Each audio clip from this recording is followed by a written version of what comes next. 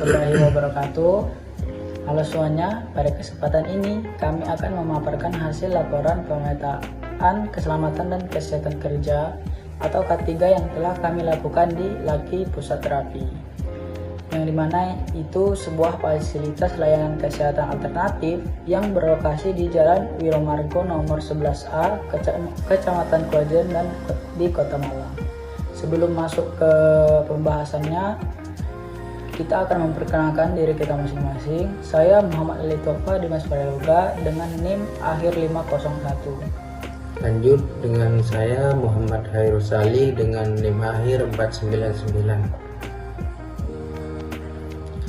Jadi di sini saya akan menjelaskan bahwa Laki Pusat Terapi itu merupakan tempat terapi refleksi dan pengobatan alternatif yang berfokus melayani pasien lanjut usia atau lansia. Bangunannya itu terdiri dari 3 lantai, beroperasi setiap hari mulai jam 7 sampai jam 17.30 WIB.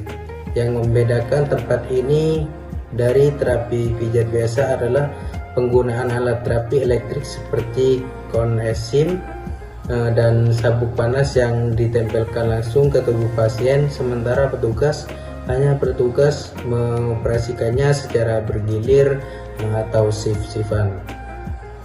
Nah, dalam penelitian kami itu mengidentifikasi 2 kelompok stakeholder utama. Yang pertama itu staf atau pegawai yang bertugas sebagai operator alat terapi dan resepsionis. Kedua yaitu pasien lansia sebagai penerima layanan langsung.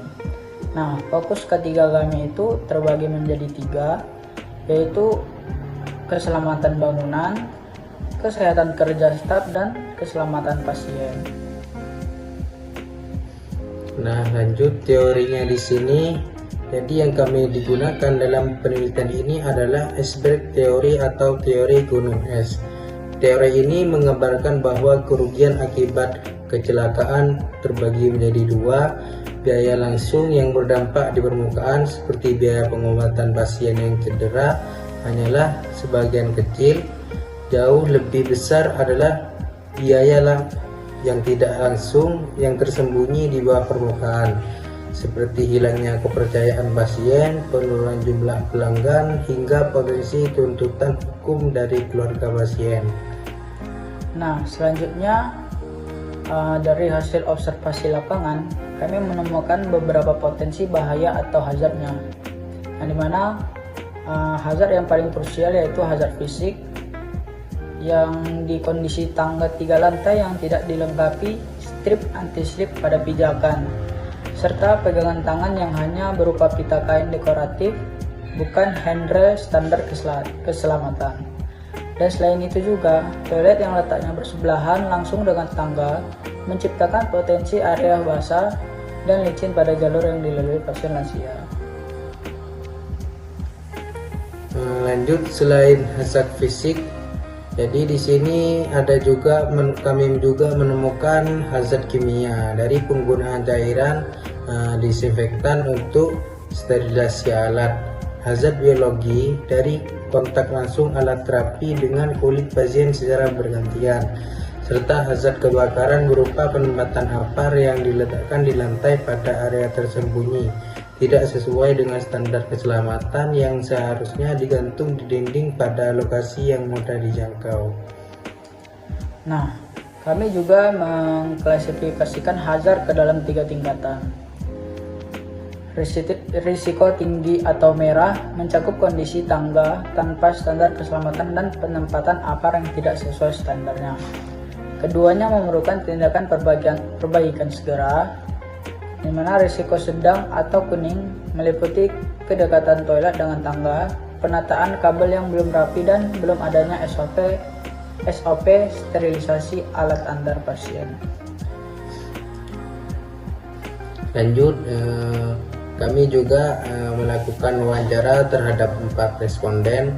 Dari pihak pengelola, Ibu Roka selaku General Manager mengonfirmasi bahwa alat terapi belum disterilkan setiap pergantian pasien, hanya dibersihkan setiap sore dan belum ada SOP tertulis untuk kondisi darurat. Sementara itu 3 pasien lansia yang kami wawancara menyatakan merasa cukup aman menggunakan tangga dan nyaman terhadap penggunaan alat terapi tersebut. Meskipun pasien merasa aman, kami perlu menegaskan bahwa persepsi subjektif ini perlu disandingkan dengan fakta lapangan. Pegangan tangga yang dimaksud pasien sesungguhnya hanyalah pita kain dekoratif, bukan handle berstandar keselamatan. Hal ini juga yang menjadi inti dari iceberg teori dalam kasus ini, yang dimana risiko sesungguhnya jauh lebih besar dari yang tampak dan dirasakan. Nah, rekomendasinya di sini berdasarkan temuan tersebut kami merekomendasikan 3 hal utama. Pertama, segera pasang strip anti-slip dan handrail standar pada seluruh tangga. Kedua, pindahkan dan gantung apar pada posisi strategis yang mudah dijangkau di setiap lantai. Ketiga, terapkan SOP sterilisasi alat terapi setiap pergantian pasien untuk mencegah resiko infeksi silang. Demikianlah pemaparan laporan mapping 3 kami di Laki Pusat Terapi. Semoga hasil penelitian ini dapat menjadi masukan yang bermanfaat bagi pengelola dalam meningkatkan standar keselamatan, khususnya bagi pasien lansia yang menjadi pengguna utama fasilitas ini. Cukup sekian, jika ada kesalahan kata dari kami mohon dimaklumi. Wabillahi taufiq wal hidayah. Wassalamualaikum warahmatullahi wabarakatuh.